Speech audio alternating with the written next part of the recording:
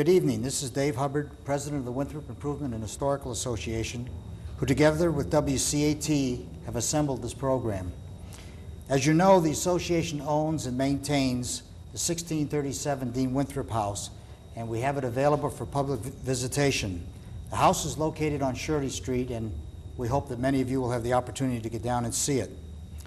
During the 1600s, the house was owned by Deane Winthrop, son of our first governor, John Winthrop. In recent years, one of John Winthrop's direct descendants, John Winthrop Sears, has researched documents of that period to learn more about the early Winthrops. We are very pleased to have Mr. Sears with us tonight to share some of what he has learned about his Uncle Deane. John, it's a pleasure to have you with us. Well, it's a pleasure to be here. You know, I could call you Mr. President or Mr. Chairman or Mr. Moderator, which most folks in Winthrop would think of you as, but I'll settle for Dave. That would be fine. And a Thank wonderful you. old friend. It's a treat for me. And I suppose it may be interesting to some folks to figure out where did we come from? Where did the name of the town come from? Now, you and I may have an argument about this, but in my own estimation, Winthrop probably took its name from my umpteen greats Uncle Deane, and not from his famous father, the governor. Why fight over it? They were both very interesting figures, but I guess our job this evening is to bring to life this very, very early settler. He wasn't the first settler of Winthrop or Pulling Point, but he was the first landowner, which is one of the curious things we have to chat about. Deane was born in Groton, and that is the way they pronounce it. Not Groton. Not Groton. Okay. I've been there a couple of times. I've been in the pub. I've talked to the farmers. I've talked to the rector of the little church, and it's Groton. That's in England. That's in England. It's about 70 miles north and east of London. It's wonderful little farming country, and the Winthrops had lived there for maybe 50 years or so and farmed the land. There's a little mulberry tree out of their garden that's still hanging on for dear life after all these years. The governor's father was a man named Adam. Some people could make fun of that, I suppose. But Adam had an older brother, and I guess this may please some of your viewers. The older brother was John Winthrop Sr. He was our first governor's uncle, and he departed Groton and moved to Ireland. The statement that the Yankees and the Irish don't mix is really nonsense. John Winthrop was the head of the family, but Adam inherited the farm and was the local magistrate. He was, you might say, he was the town moderator, and tried to keep people from bopping each other over the head when they had disputes. But when his brother came from Ireland on a visit, he took over as the magistrate. All of the Winthrop's children were born in Groton as well, but I jump a little ahead of the story. Old Adam had done a very good job in business in London and made a name for himself and got given a crest, which was very unusual. Not so many of the early families that came to our country had that sort of thing given them. And actually, in this old book, which is the history of the Winthrop family, we have a picture of that crest, if I can find it.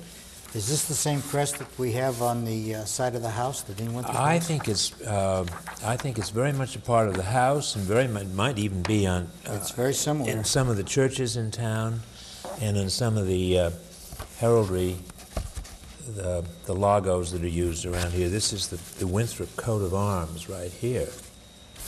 It's got sort of a lion with a helmet over his head. Can you hold it still for a minute and we'll get a Can we? Do you get a want good shot a of little it? bit more of that? Sure. That's the actual grant from King Henry VII to Adam Winthrop of the coat of arms that they've used all these years. Well, then John Winthrop was born in the year of the Spanish Armada. This is the governor. Mm-hmm. And John Winthrop, I think, will print his face in people's imagination while I have the book open. This is the very familiar picture with this tough lace collar. Nobody but you would deign to go around looking like this. This extraordinary person essentially created Massachusetts Bay. And very early in his being here, in 1630 or just a little after, the General Court granted him some land, including land in Pulling Point. Now, you and I are going to talk quite a bit about Pulling Point. Well, this is he was one of the 15 people, I guess, that got the original grant, Right, and I think in somewhere around 1636.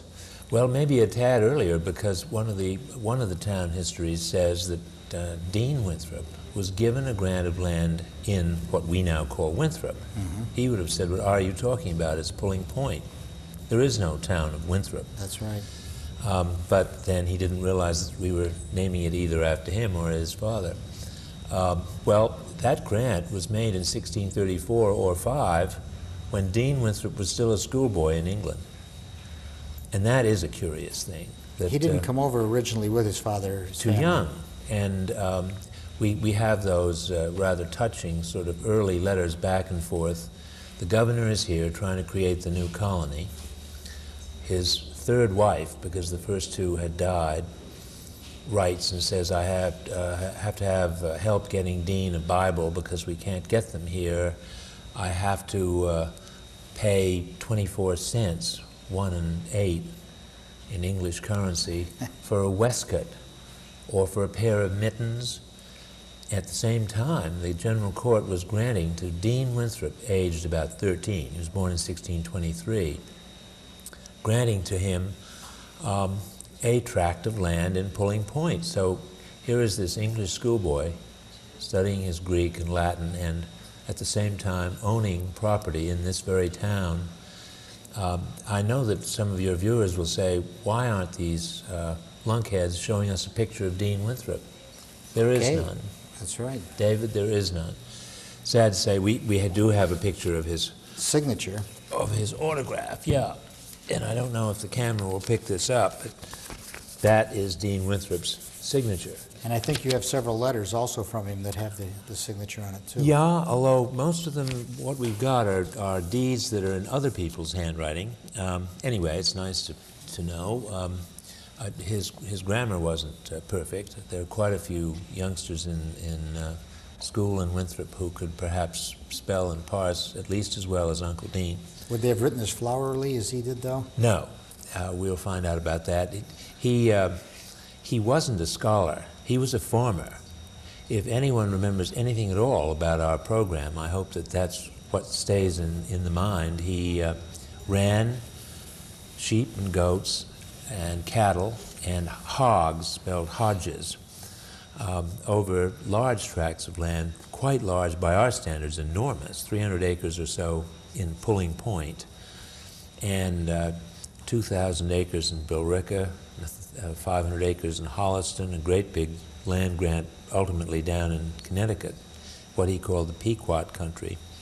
And when he died at the age of 81 on his birthday, the 16th of March, 1704, he left 175 head of cattle and various other property, including, and we must worry a bit about this, there were 3 black employees to say they were indentured or under service to him.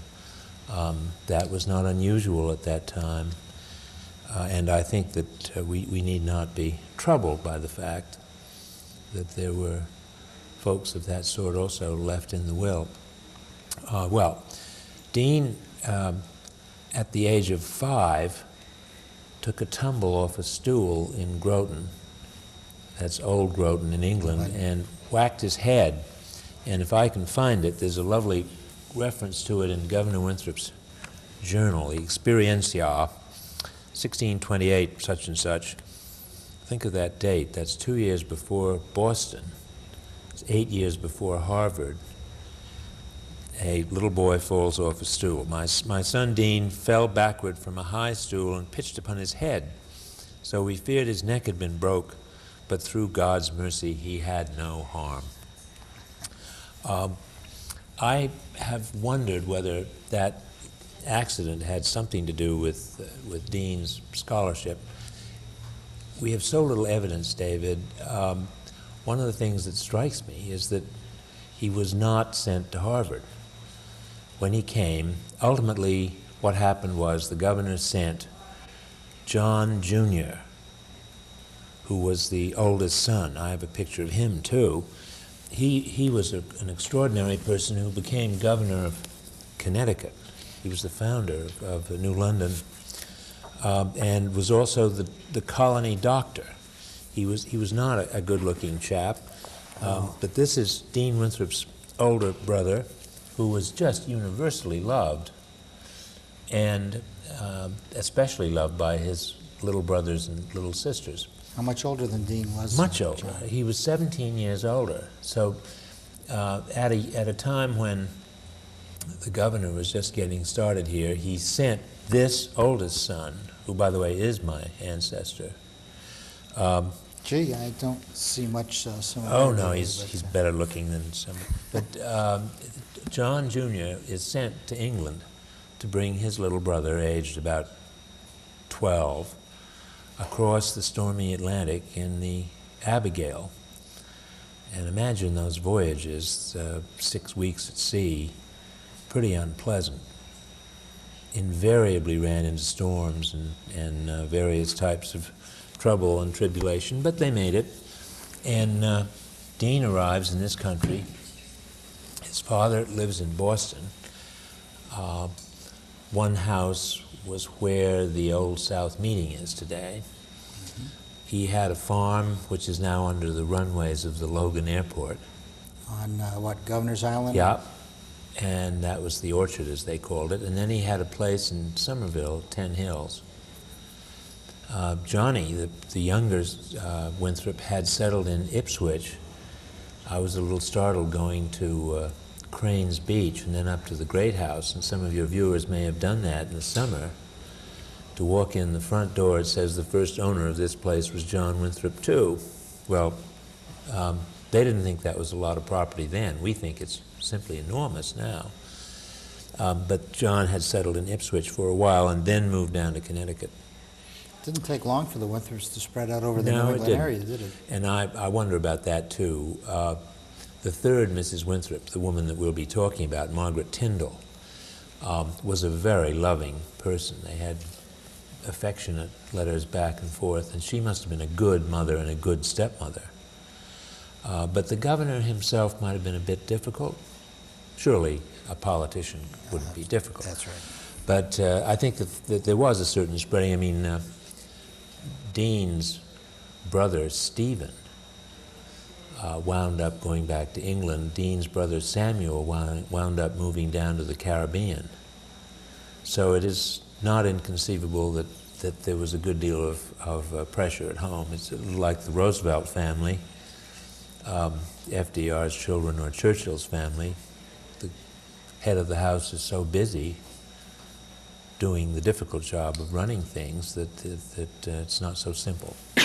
Anyway, for whatever reason, the governor didn't send little Deane to Harvard, which by then was just coming online, and it would have been quite ordinary. In fact, one of his brothers, Adam, was sent to Harvard for a little while.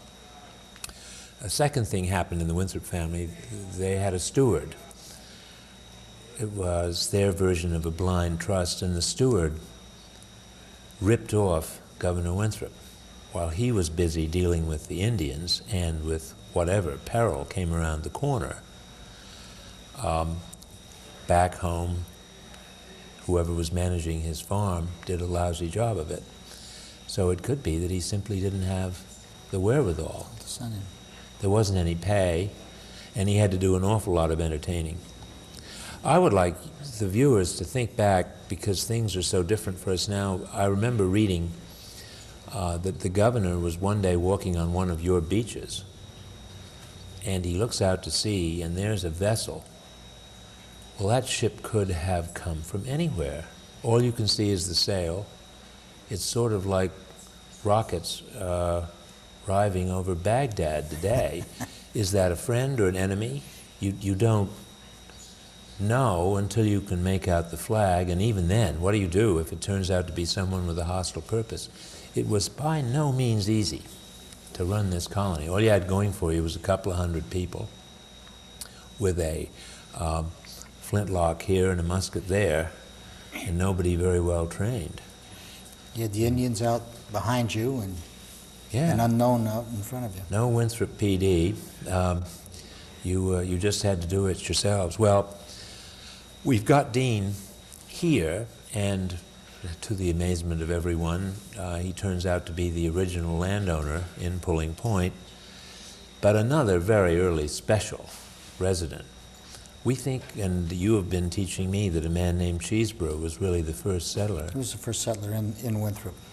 And he was brought here, I guess, as I know you know, by the people in Boston had him out here to take care of their cattle and their sheep, and he had a small building here that with a stockade around it so he could keep the animals from escaping, protect them from the wolves and the Indians. I think he was here about 3 years, and then he went in and became active in Boston. The more I read the history, I wonder whether we had to be protected from the Indians or they had to be protected from us. It went a little bit both ways. They were actually rather remarkably good neighbors most of the way. And you had, I think you have instructed me that Sagamore John was the... somebody that was one of the Indian chiefs that was in the area. Yeah. Well, Deane then enters a very remarkable phase in his life where he decides to go to sea. And there's a wonderful letter from his mother's brother, Deane, who says, "My cousin Deane," which means nephew, has shown up in my house in London, having departed from his sea voyage in Malaga, which is the extreme southern tip of Spain. And apparently, Deane just wasn't built for this, or they had a particularly bad voyage. Anyway, he walked across the Iberian Peninsula, across the English Channel, went to his uncle's house, and never again, except for taking a shallop from Pulling Point across the water to Boston, did he set forth at sea. He just became landlocked. He became the farmer. Definitely not a seafaring man. Definitely not a seafaring man like some of his brothers. And then comes a rather sad phase in his life, but we have to go back to the town and make sure that people understand what's happening now that Mr. Cheeseborough has actually settled here. You picked up a second settler who I think is one of my favorite people, William Pierce, and he's important to the history of the house. Very much so. He was the one that built the house. Built the house, and he built your house in 1637. I barked the other day at the Society for the Preservation of New England Antiquities because I don't think people have paid enough attention to your house. It's extraordinary to have a wood frame structure that can be fairly reliably dated back to 1637. It can, I think, be said that it's at least as old as the Balch House. The Fairbanks House in Dedham might have it by a few months. But it's likely that your house, the Deane Winthrop house, is the second oldest wood frame house anywhere in New England and in this end of the country, which I think should be taken quite seriously. And I'm hoping as more and more people learn about the house, visit it, cherish it a bit. When you and I are 350 years old, we will need a little bit of special TLC. Not a good place to put a school of the dance or have a wrestling match, but just a great place for kids to learn history. A house built when the colony was 7 years old and Harvard was 1 year old. Captain Pierce was, by the way, a skipper of the Mayflower. Yes, on his third voyage over to Salem, I believe. And I'm told that the Mayflower was a very popular ship because she was a wine carrier and she smelled a little better than some of the other early transatlantic vessels. Anyway, well, she had a pretty good record of successes, too, for making Pierce it was a over good here. navigator. Yes. Governor Winthrop picked him to bring himself and then later Margaret families. Tyndall across the Atlantic. And there he settled, but only for 4 years. He was killed in some Yes, kind of he was altercation. somewhere down the Caribbean, and when you mentioned that Winthrops had a relative that lived in the Caribbean, I wondered whether they knew each other. But Well, and one of those ships coming around the bend had the wrong flag on it, and Captain Pierce got killed by the Spaniards. And his widow and son, William Jr., sold that house and the farm around it, which was by then a couple of 100 acres, to Deane Winthrop. So Deane now had three things going for him. He had the land that had been granted him when he was a schoolboy in Groton. He had his own purchase in Winthrop, which he had never sort of settled or put a house on. And now he had the Pierce house and farm. And there he decided to be for the rest of his born days for 50 years. One of the sad parts of this story is that Deane Winthrop outlived all 9 of his children. He outlived his parents by 50 years because the old governor died in 1649, and he outlived all of his brothers and sisters by about 30 years. But John, he was a very active person. He did a lot of things. I know you've mentioned, and I'm sure you're going to talk about other places that he founded. Yes. And he had a very happy life in many respects. He sure did. The family part of it was really tough, but then that went with those times. There was a lot of sickness. In fact, Deane was sickly. We almost lost him. He lost 2 children 24 hours apart in the year 1702 to smallpox. Nobody knew what to do with this disease back then, and so many of the children, the first 2 children, we better get him properly married. They took a different view in those days, Dave. He married a woman named Sarah Glover, who was quite interesting in her own right, in 1647. Sarah was the daughter of the Reverend Jose Glover, but she, because the Reverend had died, her mother had remarried Henry Dunster, who was the first president of Harvard. So Sarah's stepfather was the president of Harvard, and folks can go over and look at some of his belongings. They've got at Harvard some of his silver, maybe some furniture, to get a little picture of what life was like in those very early days. So Sarah was the mother of a slew of children. I probably will have to look at my notes to get them all straight, but the first 2 were named Deane, and they didn't make it. And then they named one John, he didn't make it. Then they had a little girl named her Sarah, and she didn't make it. But they had 3 daughters who lived into maturity, and all of those daughters had families, and you and I are going to have the fun of looking to see whether some of these daughters had in turn daughters. We think that the early assumption that there were no descendants of Deane Winthrop is wrong, and I have found in the last couple of weeks dozens and dozens of descendants of Deane. They're all over the place. We found a family called Royal in South Carolina, a family called Merrill, a family called Brown living in Maine, and it wouldn't surprise me to find that you had a large, loyal following of people who would like to help you take care of that old house, which sure does need a little help. Unfortunately, there are none named Winthrop. The only son that Deane had, Jose Winthrop, named after his grandfather, didn't marry. He was a solid citizen. He became a constable, and he did a job that I did when I was the youngest city councilor at large in Boston. He went out and viewed the boundaries of the town of Pulling Point. Perambulate, I think, is the word they use. Perambulate the boundaries. Perambulate the boundaries of He your was community. smarter than I was. I had to perambulate the boundaries of Boston, which took us 2 days. But we picked the biggest town. The family were happily growing up, and in the middle of all this, Deane began to be very alert to the land and the grants that had been made to him, and certain grants he had been cut out because the land his father, the old governor, had left had been sold, partly to deal with this mischievous steward.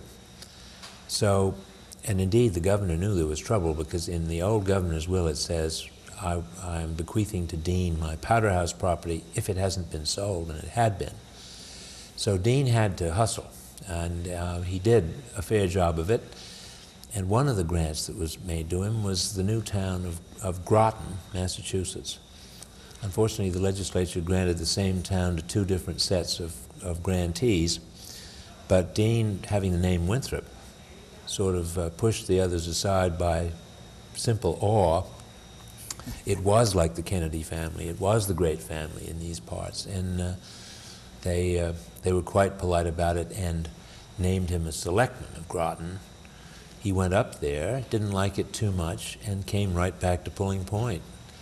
But he is on the records as the first selectman of Groton, Massachusetts, and as you have reminded me, had something to do with the founding of Lancaster as well.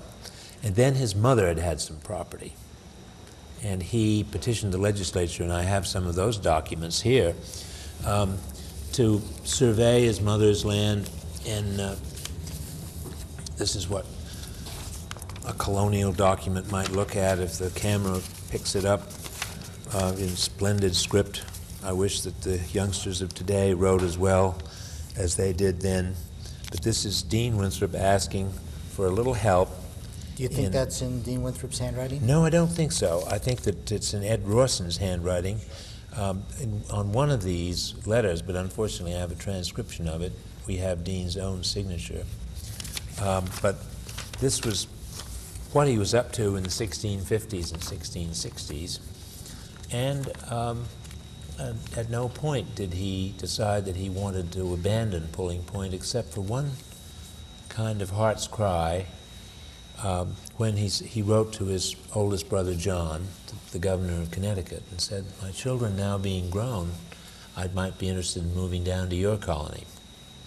And John found him a plantation and said that he could have it for 40 pounds, whatever. He didn't decide to go and stayed around. In the 1680s, Sarah died. And at that point, some family troubles grew upon. In the next decade, he married a woman named Martha, who was the widow of Captain Mellows. And you'll find the name Mellows in the town history, too. There was a wedding of one of Deane's daughters in the house, sometime around, I believe, 1680. In fact, the second half of the house, if you face the house, the left-hand side was built, we believe, somewhere around 1680. That sounds to me like the oldest daughter, and she was the one who she married Jotham Grover, Margaret. And incidentally, I'm sure she was married in the house. Unhappily, she died at 35. This was the beginning of all this trouble in 1695, and she's buried in the Rumney Marsh Cemetery with Uncle Deane. So when you all go out there to pay your respects, as you do so loyally. Why don't you tell us a little bit about the cemetery? Amen. We're going to have a picture of it on here while you're... I have a hunch that you can tell us about the cemetery instead. That the Rumney Marsh Cemetery started in 1675, and sadly, quite a lot of the first burials in it were Deane's family, which was having its troubles at that point with If you go out to the cemetery, John, and I know you've been there, there are a lot of Winthrop names that are there, the Belchers and the Floyds and the Tewksburys. There are a lot of those names on the tombstones. And it's remarkable how well preserved that particular cemetery is. A lot of the stones are in excellent condition. You can I read was them. most impressed when I first saw it, except for the fact that it was raining cats and dogs. Well, Margaret Winthrop Grover, Mrs. Jotham Grover, is there, and they had several children. One was named Deane, and another was named John, and it was John Grover who inherited the farm when his grandfather died. And John and Prudence. Prudence is also buried in Rumney Marsh in your cemetery.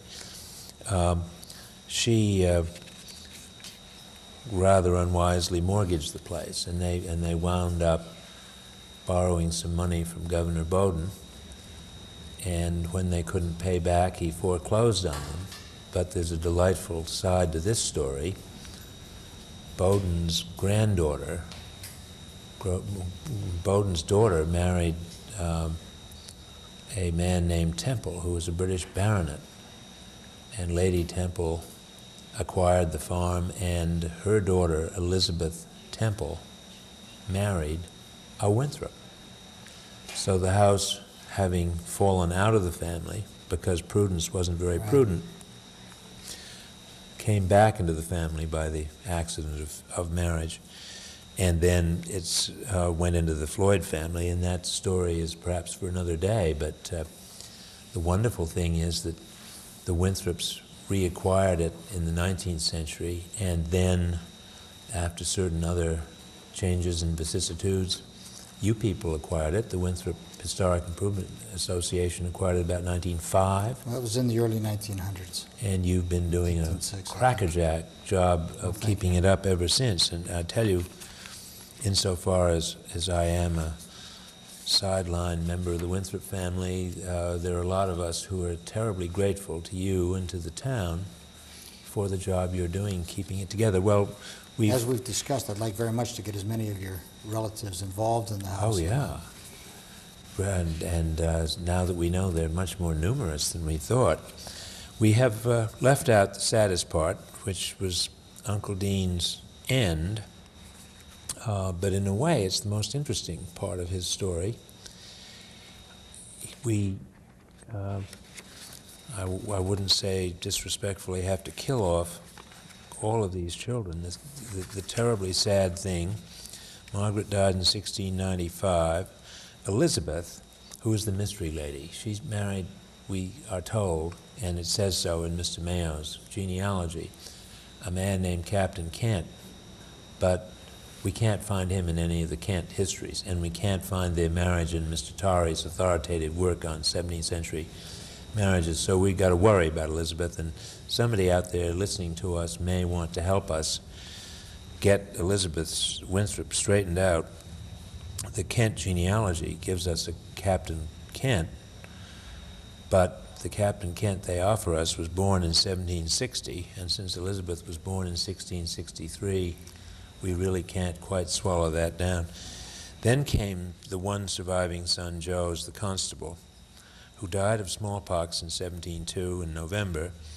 His sister Mercy died the next day in 1702. She had married a man named Atherton Huff's Neck in Quincy, with a slightly different spelling.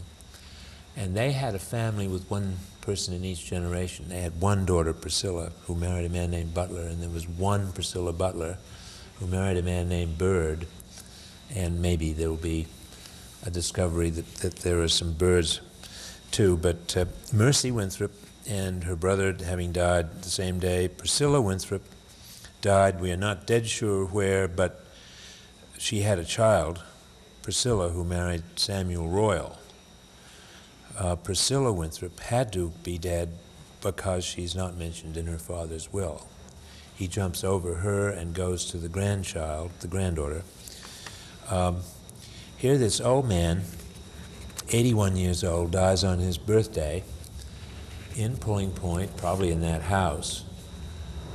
The last of the Winthrops. There is in the Forsyte Saga a story of one person that Galsworthy forgot, Uncle James, and he suddenly realizes a little bit too late that he has to kill off Uncle James, and there's nobody left around to see him to his rest. Well, this sort of happens to Deane Winthrop.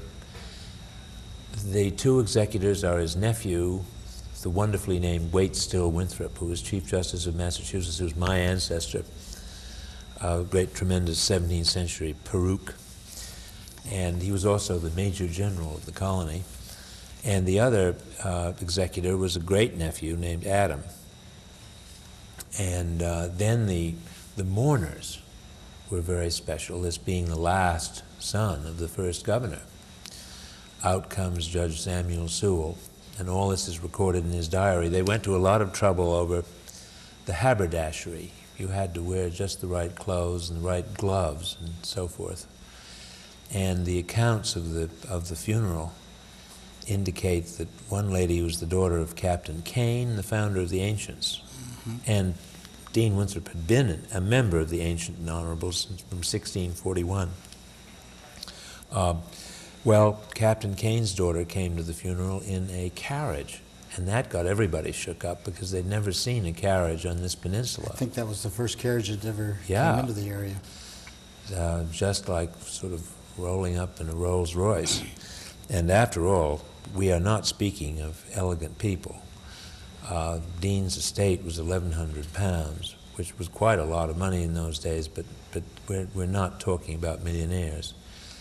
And I like to say when I'm teaching people about the family that one of the daughters, the second daughter, Priscilla, married a man named Eliab Adams.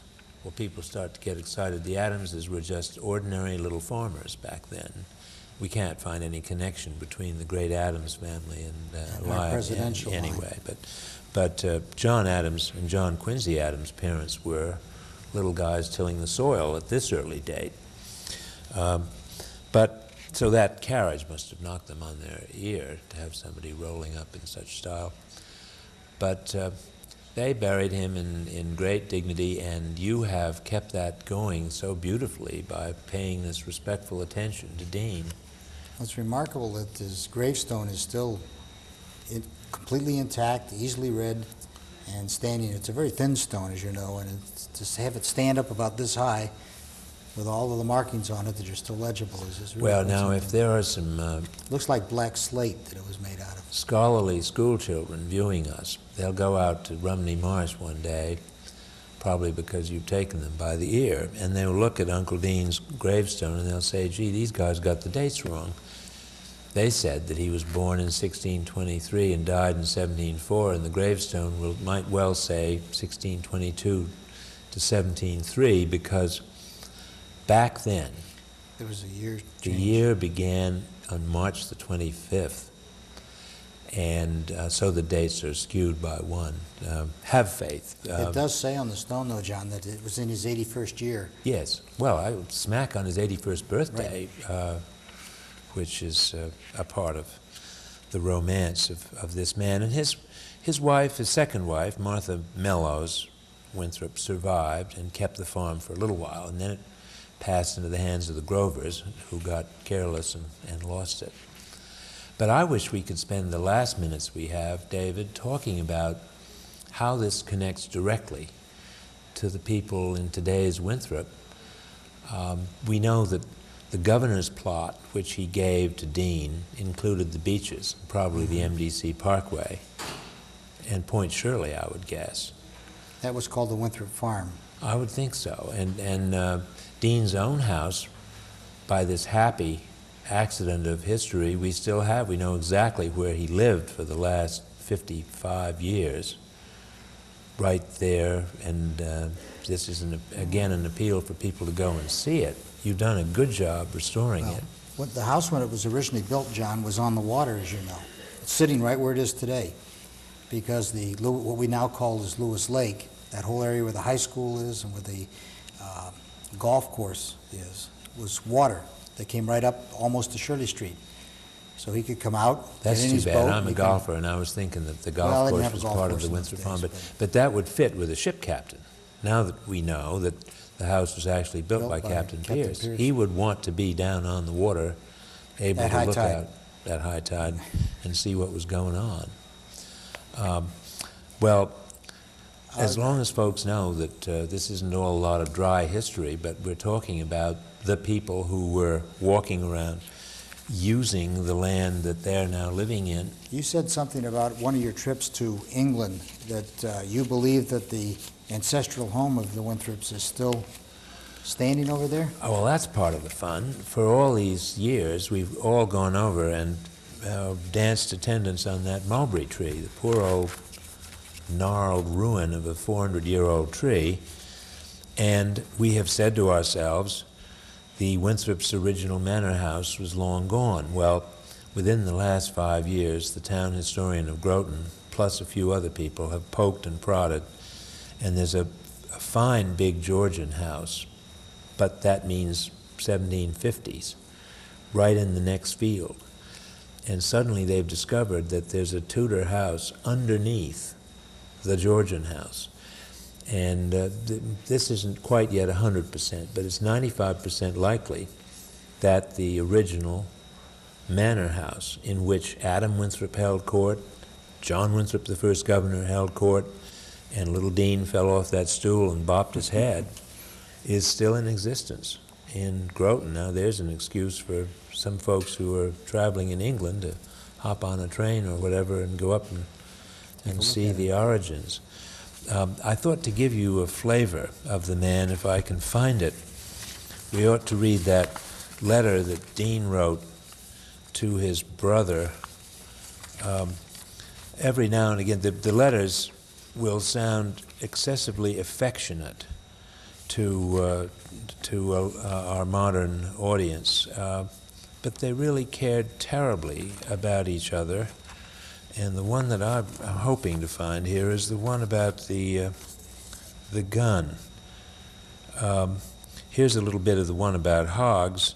Dear brother, I thought to tell, today I should have presented my person to you instead of these lines, but I couldn't persuade Goodman Willis to help drive my cattle or your hogs, which is the reason I don't come. Pray will you receive that 40 shillings which Goodman Latham owes me, and is to pay it in commodities, in shoes and stockings or cloth. They had very little coinage and currency and no paper money. Sort of the barter system of the... Yeah. All the things we take for granted. No aspirin tablets either. I have sent you your iron, which you bought of Goodman Osborne, and the bars of steel, which I had of Mr. Leader by Goodman Trumbull. Your hogs, I fear, will be lost. They will do more harm than they will be worth. I rest your loving brother. There's a little box of glasses for you. My mother remembers her love to you and my sister. Your children be all well. Apparently Deane had taken the governor of Connecticut's youngsters into his home. Pray present my service to your sister. Here is the gun letter, 1648 November. Sir, I would entreat you, some way to write your brother. Can you imagine that today? If it might not be to your pedigance nor to the hindrance of your plantations, you would save me that ground which was laid out for me. I mentioned that John, too, had found a farm for his younger brother. I should be willing to allow a reasonable matter for it. Sir, I understand that you did send me your gun, but the pinnace that should have brought it, this is their version of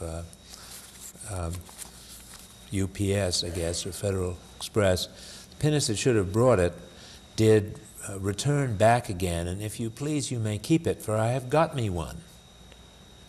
Or, if it wants mending, if you will send it, I will get it done for you and send it to you again. A little reminder that Boston was the capital of everything around, and if there was one person in the entire place who could fix a gun, it had to be an artisan in Boston, and even the governor of Connecticut would need a little help getting his defense mechanism repaired.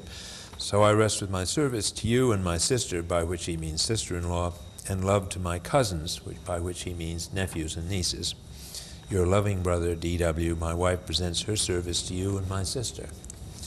Their letters are just full of that kind of affection that we seem to miss in our society today. Well, they write very nicely, and they write with much bigger words than perhaps we use today, but it's interesting to see how they misspell so many of them. Oh, yes. Well, I weren't that interested in spelling. Deane's own name is often and usually spelled with an E at the end of it.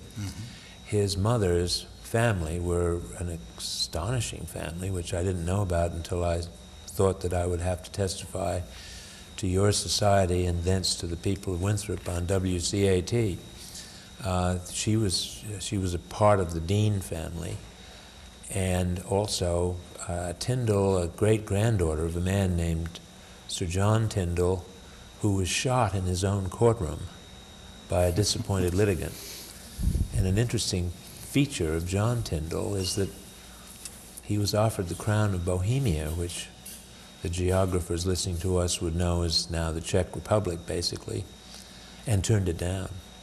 So Deane Tyndall's mother, who does not put on airs and graces, might have been a princess of Bohemia, but she was not. She was a lady who came to Boston and raised her family and a very large number of the family of the dead first Mrs. Winthrop, and with very much affection and I think style and skill. I think the women in that early colony were just marvelous. There was a book written, wasn't there, called The Winthrop Well, Women? yes, Anya Seton's. And I'm glad that emphasis was laid, because if you think of no pharmacies and no furniture stores and no telephone and kids falling off stools and bopping their heads.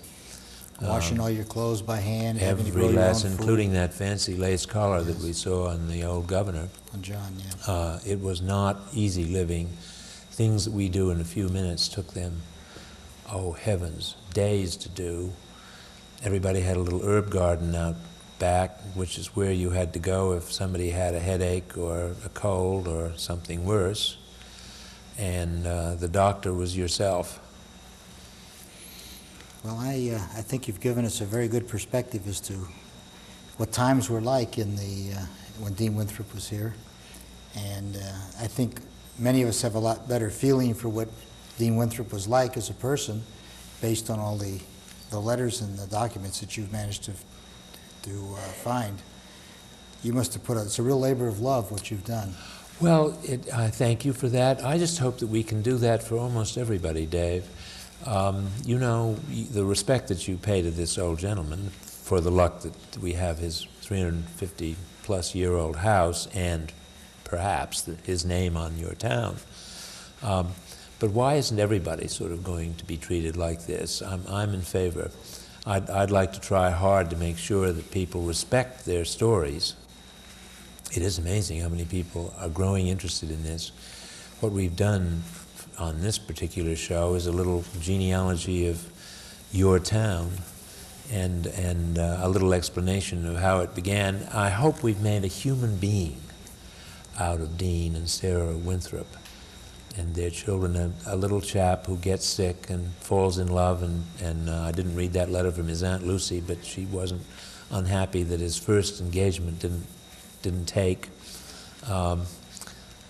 We all pass through these things. Yes. And then the tragedy of his children and the love of the land and the interest that he took in pulling point. Full marks, and my respects and those of the Winthrops right back to the people who are working the town of Winthrop today. Well, we're very proud of our town, and we're very proud of the heritage and the fact that we were named after one of your relatives. So I'd like to thank you very much, John, for coming and sharing with us some of your insight as to the life and times of Deane Winthrop. And it's nice to know that we're hearing it firsthand from a Winthrop, many generations away maybe. But I'd also like to thank WCAT for producing and recording this show, and I know that it's going to be played back many times, and I will make sure you get a copy of the tape, and we'll put a tape in the house so that in the future people can look at it and say, hey, we had a Winthrop here who told us a little bit about what our original owner. Well, it's an honor to me to be with Mr. Moderator. You know, the Winthrops were in government, and Dave, thank you for letting me come. Okay, well, it was a pleasure to have you. We thank you very much.